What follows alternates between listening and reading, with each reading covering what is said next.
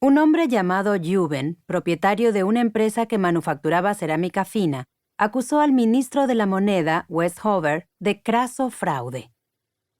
La empresa de Juven había sido contratada para producir más de 200 platos, cuencos, jarrones y ceniceros para colocar en los aparadores y las mesas de comedor de la mansión del ministro Westover en la ciudad, su casa de campo y su hacienda en el continente.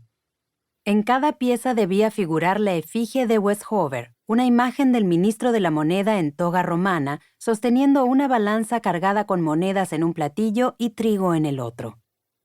El conjunto destinado a cada residencia se fabricó con tinta de un color distinto: rojo para la ciudad, verde para el campo, negro para el continente. Tales detalles pasaron al dominio público cuando Juven, el agraviado vendedor, imprimió un venenoso panfleto sobre el asunto titulado «Un hombre que es todo palabra no puede pesarse». El panfleto relataba que Westover había aceptado la entrega del pedido para después cambiar el precio de manera unilateral, ofreciendo solo una pequeña parte de la suma acordada. Juven, afirmaba el panfleto, se había negado a aceptar las condiciones modificadas y había exigido la devolución del producto. El ministro había hecho caso omiso a su exigencia, había conservado las piezas y se había valido de su influencia en los tribunales para frustrar los intentos de Juven por obtener una compensación legal. El ministro es amigo del magistrado que dictaminó en el caso. Son vecinos, lo cual es intolerable y nada apropiado en un proceso legal. También se insinuaba en el cri de cœur del fabricante que la imagen del ministro de la Moneda estaba exageradamente idealizada. Hasta lo representé según su imaginación de sí mismo, porque era lo que le gustaba y deseaba, a pesar de que no es un hombre delgado. En represalia, el ministro puso en circulación su propio panfleto. En él se declaraba que la fábrica de Juven empleaba materiales de escasa calidad, lo cual resultó en platos frágiles y deficientes, y que todo el mundo sabía que Westover era meramente robusto. Es lamentable que a individuos de tamaña vileza y baja cuna se les permita insultar a sus superiores. El ministro interpuso una demanda por difamación, cuya rápida sentencia obligaba a Juven a indemnizarlo.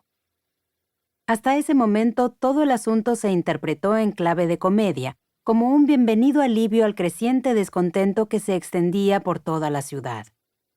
El cólera corría incluso más desbocado de lo habitual por los barrios pobres del distrito de Los Pozos, en la punta inferior de la ciudad.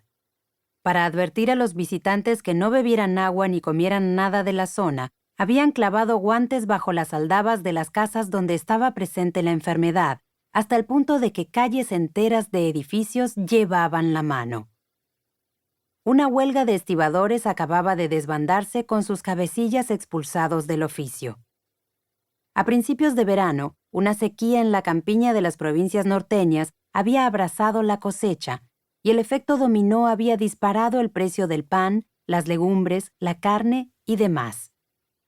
El ejército, contratado por los francos en el continente y comandado por el gran Manglesworth, se había quedado atascado en las montañas tras una sucesión de derrotas y había sufrido numerosas bajas.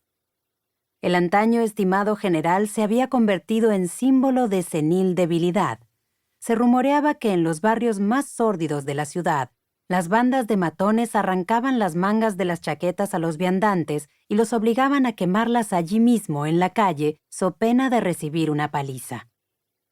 Los detalles que se conocieron acerca de la ostentosa vajilla del ministro fueron una exquisita confirmación de los derroches cometidos por una corona y un gobierno que se permitían dar lecciones al público sobre la relación entre sus exagerados gastos en licor, apuestas e idolatría y las condiciones de su pobreza.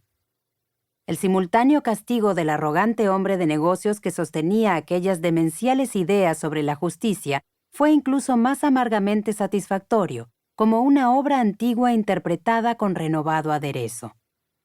Todo el mundo sabía que el error de Juven no había sido emplear materiales inferiores. Su error había sido olvidar cómo funcionaban las cosas.